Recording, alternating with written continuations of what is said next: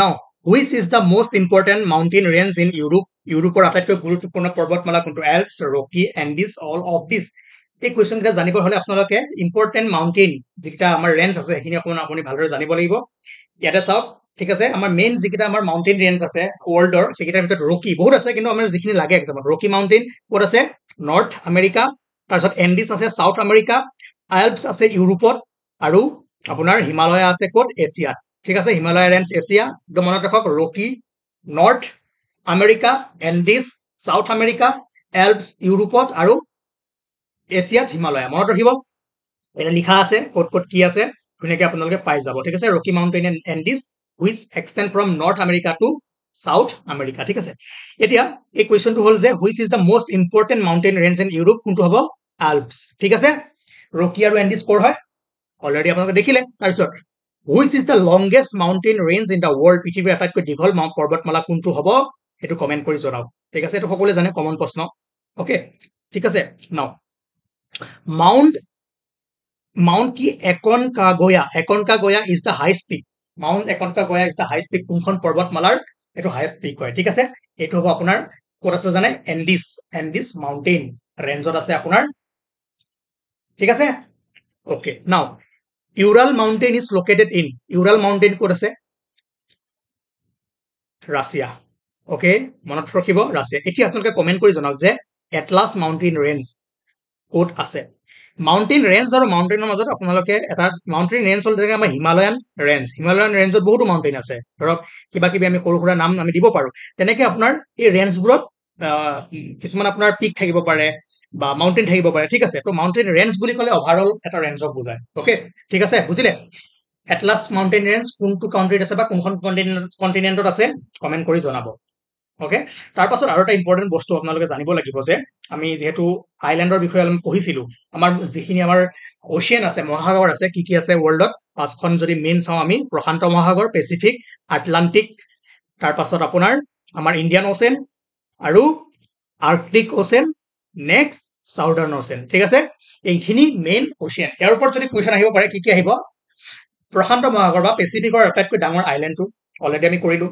আটলান্টিকৰ ডাঙৰ আইলেণ্ডটো অলৰেডি আমি কৰিলোঁ। ইণ্ডিয়ান অ'চেনৰ ডাঙৰ আইলেণ্ডটো মানে মহাদ্বীপটো আমি কৰিলোঁ। তাৰপাছত আৰু এটা বস্তু চাব পাৰে, ট্ৰেন্স। ঠিক আছে, ট্ৰেন্স আমি ষ্ট্ৰেইটখিনি কৰিছিলোঁ ন কালি, বা এয়াৰ কেনেলখিনিও কৰিছিলোঁ, চুৱেজ কেনেল, পানামা কেনেল, সেইখিনি কৰিলোঁ।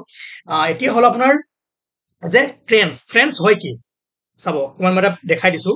ট্ৰেন্স এনেকুৱা চাওক, সাগৰৰ তলত থকা দ, ঠিক আছে, মই সহজ সৰল ভাষাত কৈছোঁ, গাঁত। ঠিক আছে, এনেকুৱা অকণমান আপুনি যদি কিছুমান সাগৰৰ তলত যায়, ইমানেই দ গাঁত, সেইখিনি আপুনি তলত গৈ গৈ গৈ গৈ গৈ বহু দূৰ যাব লাগিব। ঠিক আছে, যদি আপুনি সাগৰখন দেখে, ওপৰৰ পৰা দেখিবলৈ সাগৰখন ধুনীয়া লাগে, কিন্তু সাগৰৰ তলত যদি আপুনি যায়, কেতিয়াবা গৈতো পোৱা নাই, ময়ো গৈ পোৱা নাই, তথাপিও জানিব লাগে কি কি থাকে। এনেকৈ ইয়াতে ভলকেনো থাকে। ঠিক আছে, ভলকেনিক আইলেণ্ডো থাকে। আমি যে পাইছিলোঁ কালি ৰিং অফ ফায়াৰ, হয় নাই? সাগৰৰ তলত এনেকুৱা ডেঞ্জাৰ ভলকেনো থাকে। তাৰপিছত মিড অচেনিক ৰিডছ থাকে। ঠিক আছে, তাৰপিছত এনেকে ট্ৰেন্স থাকে, দুটা কণ্টিনেণ্টৰ মাজত, কণ্টিনেণ্টেল প্লেটৰ মাজত কি হয়, বা দুখন অচেনিক প্লেট বা এখন অচেনিক প্লেট আৰু এখন কণ্টিনেণ্টেল প্লেটৰ মাজত এনেকুৱা ট্ৰেন্স থাকে। দৰকাৰ নাই এইবোৰ জানিবৰ কাৰণে, বাট গম পাওক যে ট্ৰেন্স কি হয়, এনেকুৱা দ গাদ্দা যিটো আমি সাগৰৰ তলত পাওঁ। ঠিক আছে, বা lowest point on a ocean, এখন মহাসাগৰ আটাইতকৈ দ পইণ্টটো। এতিয়া আপোনালোকে জানিব লাগিব যে আটাইতকৈ যিটো আমি ডিপেষ্ট ট্ৰেন্স পাওঁ, ডিপেষ্ট গাঁত পাওঁ, ক'ত আছে? মাৰিনা ট্ৰেন্স আছে আপোনাৰ প্ৰশান্ত মহাসাগৰত, পেচিফিক অচেনত আছে। আহিব পাৰে দেই, মেৰিনা ট্ৰেন্স ক'ত আছে, এইটো আহিব পাৰে। তাৰপিছত আহিব লংগেষ্ট, আটাইতকৈ দীঘল যিটো ট্ৰেন্স, সেইটো হৈছে পেৰু চিলি ট্ৰেন্স। ঠিক আছে, অ'কে। নাও প্ৰশান্ত মহাসাগৰ বা পেচিফিকৰ মেৰিনা ট্ৰেন্স। আকৌ সুধিব পাৰে যে আটলান্টিকৰ যিটো ডিপেষ্ট ট্ৰেন্স, সেইটো কোনটো হয়? এইটো হ'ব আপোনাৰ পিউট্ৰো ট্ৰেন্স, বা পিউট্ৰো ট্ৰেন্সটো কোনখন মহাসাগৰত আছে? তেনেকৈ কুৱেশ্যন আহিব পাৰে, আপোনালোকে ডাইৰেক্ট মাৰি দিব আটলান্টিক।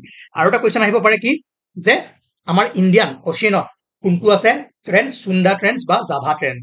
মনত ৰাখিল, পেচিফিকত, আটলান্টিকত আৰু ইণ্ডিয়ান অচিয়ানত থকা ট্ৰেন্স কেইটাৰ নাম মই ক'লো। ট্ৰেন্স কি হয় অলৰেডি আপোনালোকে গম পালে, মাউণ্টেইন ৰেঞ্জ কেইটা ক'লো, আৰু বাকী যি দুই এটা টপিক বাচি গ'ল, আছে আৰু কেইটামান ভাল টপিক আছে, সেইখিনি আমি আৰু দুটা ক্লাছত ৱৰ্ল্ড জিকে খতম কৰি দিম।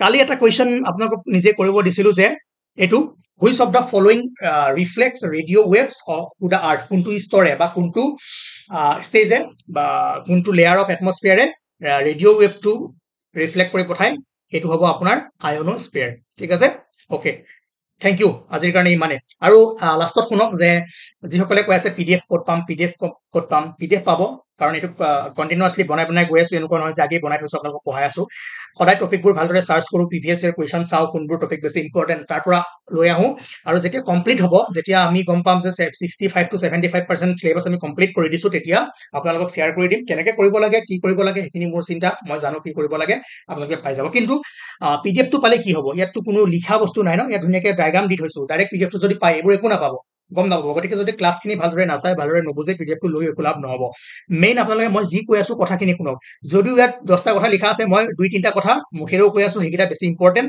ঠিক আছে সেই কোৱা কথাখিনিও শুনিব নোট কৰি যাব যি যেনেকে বুজাইছো সেইবোৰ তেনেকে মনত ৰাখি যাব আৰু যিসকল ষ্টুডেণ্টে এতিয়া পঢ়া ষ্টাৰ্ট দিছে যিসকলৰ হাতত টাইম কম আছে মানে ধৰক ডিটেইলছ কোৰ্চ কৰিবৰ কাৰণে তেওঁলোকে এইটো ল'ব পাৰে এৰি দিয়াতকৈ অকমান হ'লেও চাই যাওক কিবা এটা কামত আহিব আৰু যিসকলে প্ৰথমবাৰ ভালদৰে পঢ়ি আছে তেওঁলোকৰ কাৰণে এইখিনি ভেলু এড হ'ব আৰু এক্সামত তেওঁলোকৰ কনফিডেন্স বাঢ়িব ঠিক আছে মই আকৌ কওঁ যে এইটো এমচিকিউ সিৰিজ আমি 1000টা শেষ কৰিম আৰু এমচিকিউ থ্ৰুৰে যাম ডিটেইলছ বস্তু আমি যদিও পঢ়ি আছো কিছুমান বস্তু ৰৈ যাব পাৰে ঠিক আছে এমচিকিউ সিৰিজৰ গাত দুখ নাই কাৰণ তাৰ নামে হৈছে এমচিকিউ আমি যদি সময় পাওঁ পিছত এনচিআৰটি বুক গোটেইখিনি আনি ডিটেইলছ কি বস্তু লাগে এবাৰ দেখাই দিম আগে এইটো কমপ্লিট কৰি লওঁ ওকে থেংক ইউ